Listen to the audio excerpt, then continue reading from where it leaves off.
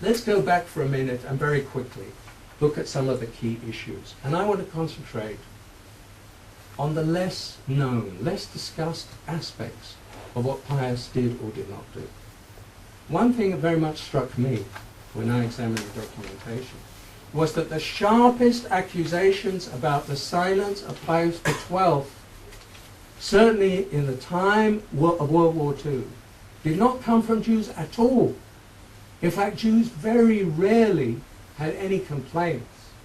And some of the appeals that were made, in retrospect, given what we know, seem astonishingly naive.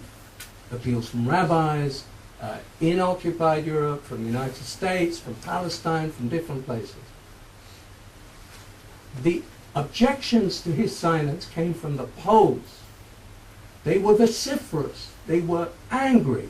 They were felt deeply betrayed, because when German aggression against Poland was undertaken, Pius XII never once denounced the German aggression. There were, it's true, in the first few months, Vatican Radio did make some statements, but quickly stopped them after German protests and threats. And there is, even in the Vatican's own documentation, the 12 volumes I had to study, that the Vatican produced on World War II. From 1965 to 1981, they produced 12 volumes. And in those documents, you do find, not all, but many, of the protests that came from Poles, who were subjected, of course, to horrific oppression under German rule. And the Poles felt, as a Catholic nation, that the fact that the Holy Father was not taking sides, that he didn't have one word to say directly about what the Germans were doing in terms of wiping out the Polish intelligentsia, the clerical elite of Poland. This was an enormous shock, and this is very rarely mentioned or discussed. I brought it up quite a lot at the time of the debates. I never got any response whatsoever. This was not considered. You know, Father Gumpel once said to me, regarding the outbreak of war in 1939, and I found this very revealing. He said, you know, the Poles have a lot to answer for. I mean, they provoked it, really. They provoked it to a large extent. So what do you expect Pius XII to do? He couldn't condemn unequivocally the German action.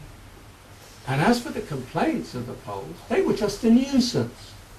And when you read the documents, you see that this is how the leading people in the Vatican, including the then Secretary of State, Malioni, that's how they related to it. The Poles were troublemakers.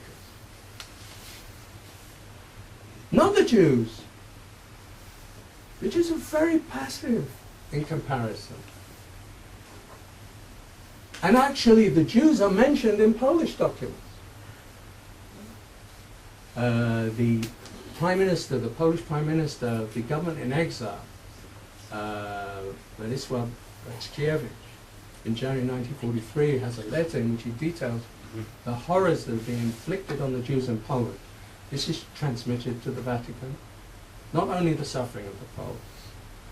The Polish ambassador to the Vatican, Kazimierz Papé, who wrote to me his missives in French,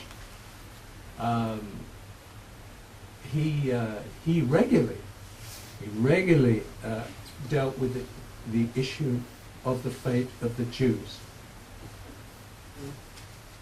So this, when it comes to the silence, and you hear the contempt today with which Vatican officials talk about this so-called silence that is attributed to the Pope, I think we should also bring into the equation the real silence with regard to the fate of perhaps the most Catholic nation in Europe, the Poles. Because I think in the so-called neutrality of Pius XII, he took sides. because the aggressors were clearly the Germans, and they were persecuting the Polish people.